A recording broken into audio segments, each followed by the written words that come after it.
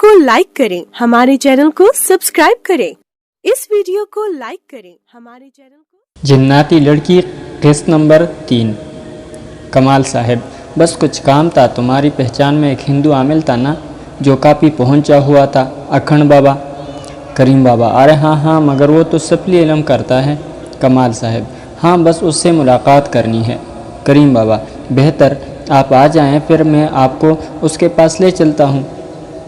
Emmaus में अभी 4 दिन बाकी थे। अगले दिन कमाल साहब उस कमरे को ताला लगाकर करीम बाबा से मिलने निकले। सूरज की रोशनी आंखों को चुभ रही थी क्योंकि वो 8 दिन बाद उस कमरे से बाहर कदम रख रहे थे। उन्होंने एक हाथ आंखों के ऊपर रखकर कुछ साया किया और गाड़ी की तरफ कदम बढ़ाने लगे। करीम बाबा अपने आस्थाने पर ही रहता था जो कि एक कब्रिस्तान से मुल्हिक था। कमाल साहब ने वहां पहुंचकर जेब से पून निकाला और करीम बाबा का नंबर मिलाया।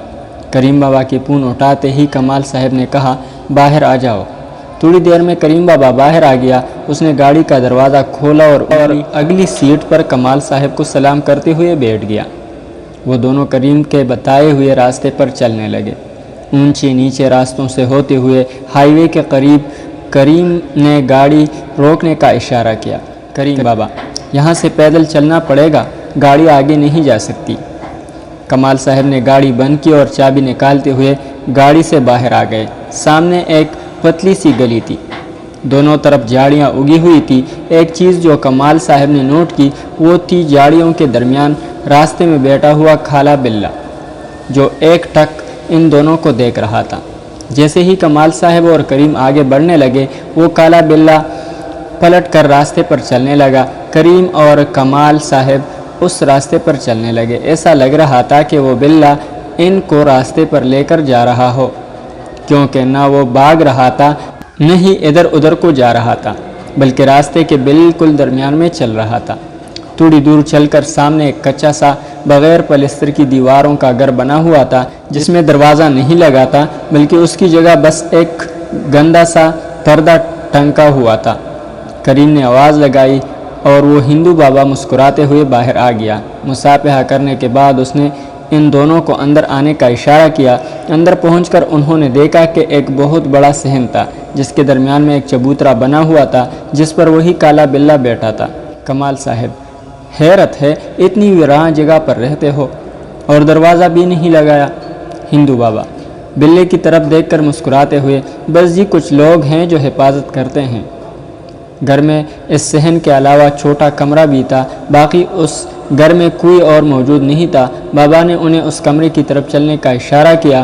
करीम बाबा ने कहा कि आप दोनों चलें, मैं आता हूँ। शायद वो चाहते थे कमाल साहब खुलकर और आराम से अपनी बात करें। करीम बाबा वहीं सहन में बैठ गए।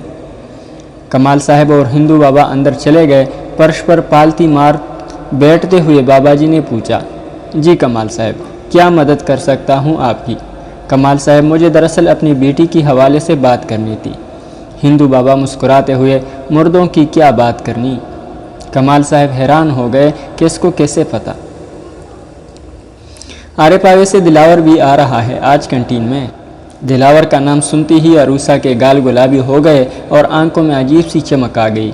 दिलावर एक खूबसूरत पठान नौजवान था, जिसकी आंखें नीले और रंग शदीद गोरा था। लंबे बाल थे जो लहराते हुए उसके कंधों पर लहराते थे। अरूसा दिलावर को बेहद पसंद करती थी और दोनों अक्सर एक दूसरे से बातें कर लिया करते थे। हाजिरी लगती ही अरूसा ने आरिफा को इशारा किया और वो दोनों पहला पीरियड लेते ही बाहर निकल गए। वो दोनों तेज़ तेज़ कदमों से कैफेटेरिया की तरफ बढ़ रही थी। कैफेटेरिया में दाखिल होती ही आरिफा मुस्कुराई, देख आज समोसे तुम खिलाओगी? अरूसा मुंह बनाते हुए, हाँ वैसे तो रोज़ जैसे तुम खरीदती हो ना। वो दोनों एक मेज़ पर बैठ गई। आरिफा समोसे लेने चली गई और अरूसा इधर उधर नज़रें दौड़ाए कि पिटेरिया में किसी की मतलाशी थी और उसका चेहरा खिल उठा जब सामने दरवाजे से उसने दिलावर को आता देखा। अरूसा ने हाथ हिलाया, दिलावर ने भी जवाब में हाथ हिलाकर जवाब दिया और मेज़ के करीब आकर एक कुर्सी खींच कर बैठ गया। आरिफा काउंटर से इन दोनों को देख कर मुस्कुरा रही थी। दिलावर, कैसी हो? आज क्लास लेने का मूड नहीं था क्या?